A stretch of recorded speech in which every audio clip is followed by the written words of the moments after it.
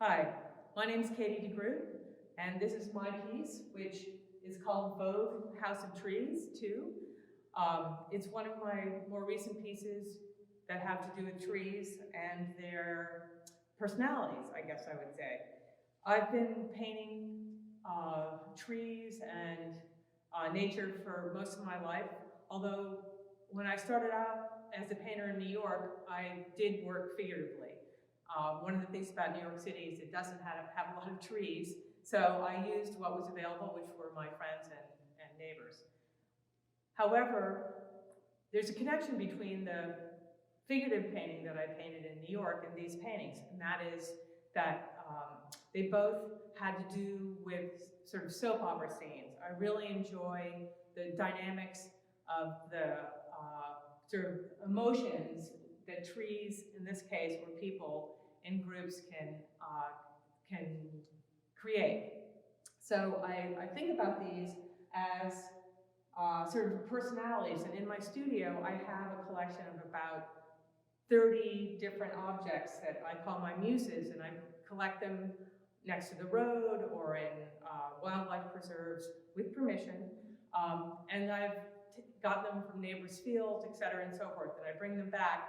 And the thing that usually draws me to the object is some either sort of obsessive covering of fern or mushrooms, and some quirkiness about the actual object. And so I bring them back, and they sit around, and for a long time I just did singular pieces.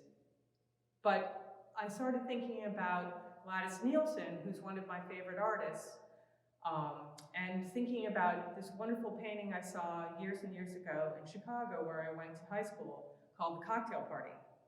And in it, it's a compressed little painting. It's probably 8 by 10 inches, and it's packed with high heels and cocktail glasses and people talking, and there's no sense of actual real space in it. It's just a wonderful jumble of people and cocktail glasses and high heels.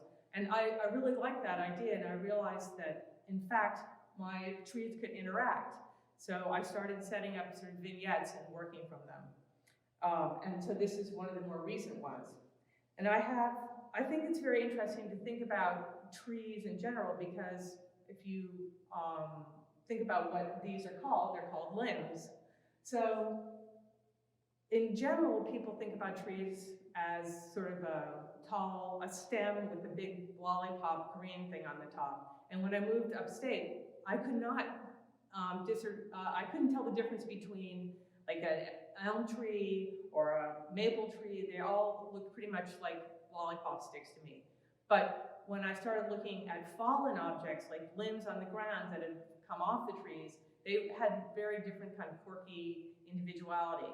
And I realized that every tree is an individual, and they all strive to get to the light. So they contort to try to get to the light around the other trees that live next to them. And so there's never a sort of stereotypical tree. They're all unique individuals. And I think that's one of the other reasons that I sort of push that in my work. Some of the artists that I think about when I paint are surrealists, because I was in Chicago in high school, and the Art Institute of Chicago has an incredible collection. So the Chicago Harry who followed up on the surrealism are some of my favorite painters, especially Gladys Nielsen. And then I also think about Morandi, because Morandi painted the same objects most of his life, probably 10 or 12 vessels that he moved around and painted over and over again. And I sort of think about my muses in my studio in the same way. I also think about Matisse, because I love color.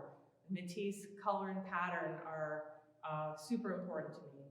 Morandi and Matisse, Gladys Nielsen, Alice Neel.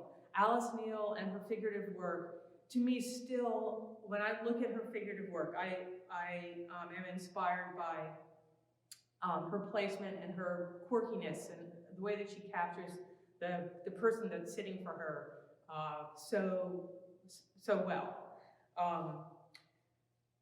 The process involved in this is watercolor and gouache, because if you add white to watercolor, you're technically creating gouache.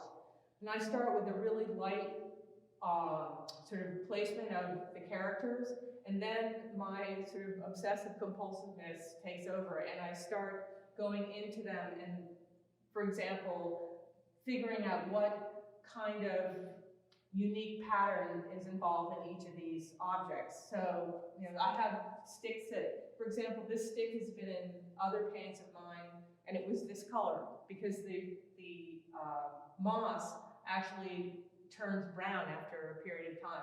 So I keep them around long enough for that kind of transition to take place. But this is one of my favorite sticks. They're all unique, and so I try to put them together to come up with some kind of a conversation. And in this one particularly, I was thinking about that wonderful movie about voguing in New York, which had the different houses, the House of Chanel, the House of Dior, and they would have voguing contests. And so this, and another one called House of Trees, is about that kind of stylistic presentation of yourself and posing. And I thought that this was about that.